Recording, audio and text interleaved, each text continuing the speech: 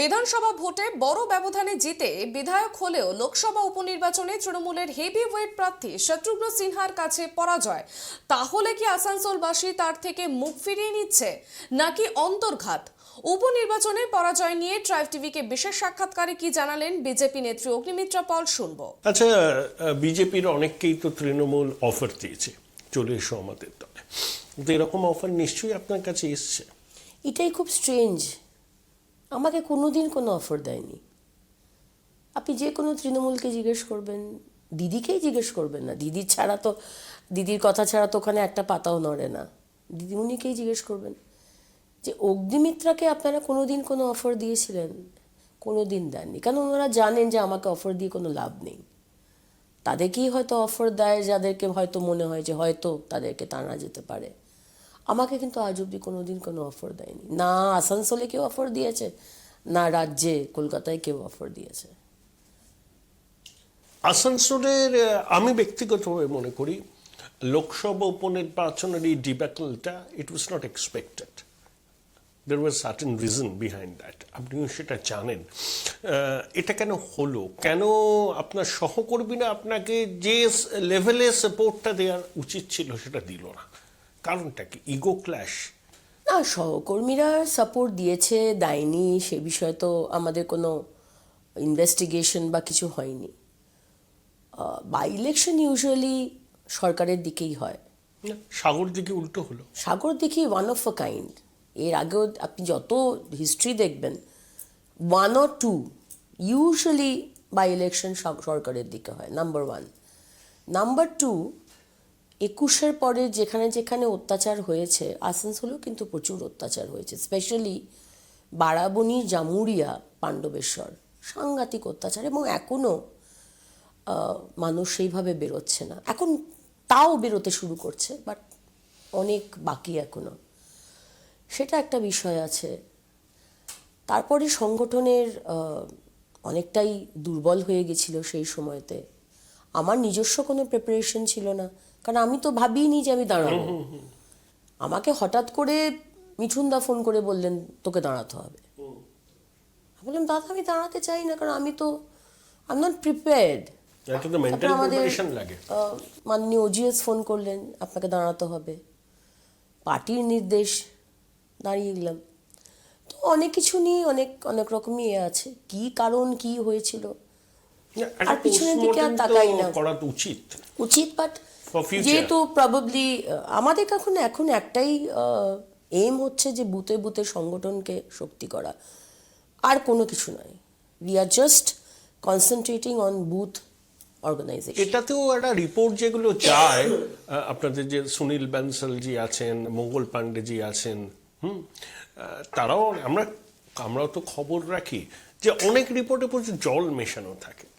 হয়তো আমি ধরলাম পশ্চিমবঙ্গে 100টা বুথ, হয়তো আপনাদের, আমি তর্কের খাতিরে মেনে দিলাম, 45% বুথে এজেন্ট বসাবার মতো ক্ষমতা আছে, কিন্তু আপনারা রিপোর্টে দেখাচ্ছেন 85% বুথে আপনারা এজেন্ট বসাতে পারেন। তো এটা তো বাস্তব থেকে সম্পূর্ণ ভিন্ন, তাই না? এবং এখনো এই প্রবণতা চলছে। না, সেটা ঠিক নয়। কিছু কিছু দেখুন, সেটা কোনো পার্টিকুলার কার্যকর্তা হতে পারে যারা হয়তো একটু জল মিশিয়ে রিপোর্ট দিচ্ছে, বাট অল ওভারে যে রিপোর্ট কমপ্লিটলি ভুল রিপোর্ট যাচ্ছে, এটা আমার মনে হয় না ঠিক। বরঞ্চ আমি তো এইটা শুনছি তৃণমূলে, যে তৃণমূল গোষ্ঠীদ্বন্দ্বের জন্য তৃণমূলের মানে অভিষেক ব্যানার্জির অন্য সাইড অ্যান্টি গ্রুপ, তারা তো দিদিমণিকে বলছে যাতে এই নবজাগরণ ইমিডিয়েটলি বন্ধ করা হোক। এটা আমাদের কানে আসছে, বাট আমাদের দিক থেকে দেখুন সব সংগঠনেই কিছু তো জল মেশানো ব্যাপার থাকে। ইউ উইল নেভার, এত বিরাট এক পার্টি, বিরাট সারা ভারতবর্ষ জুড়ে এই বুথের কাজ হচ্ছে, সেখানে কি আপনি মনে করেন যে সমস্ত কার্যকর্তা ডিলিজেন্টলি সকাল থেকে রাত অবধি বুথে বুথে যাওয়া, তার রিপোর্টিং লেখা করছে কি? বাট সেটার মধ্যেও ধরে নিতে হবে। এবং আমাদের সিনিয়র্স, আমাদের শীর্ষ নেতৃত্ব বেশ খুশি এবং তারা যথেষ্ট সময় দিচ্ছেন। আমরা প্রচণ্ড পরিশ্রম করছি। আপনি করছেন আমি জানি, সবাই করছে, শুভেন্দু করছে আমি জানি, অনেকেই করছে এবং সুকান্ত আমরা বাবু ঘুরছেন, আমরা আমরা দিলীপদাও ঘুরছেন। আমরা ডেফিনেটলি আমাদের এই চেষ্টার ফল তো আমরা পাবোই। একটা ব্যাপার আছে, আপনাদের মতো কয়েকজন খুব পরিচিত, তারা রাজনীতির বাইরেও তাদের একটা আলাদা পরিচয় আছে। যেমন এই বঙ্কিমবাবুকে আমি চিনতাম, উনি সিপিএম উনি মন্ত্রী ছিলেন। মিহির গোস্বামী, ওনাকে আবার অনেকে বলে মিসড কল গোসাই, ওকে কখনোই টেলিফোনে পাওয়া যায় না। আপনি ট্রাই করে দেখবেন, হয় সুইচড অফ থাকে, আবার মিস কল দিয়ে আবার ফোন বন্ধ করে দেয়।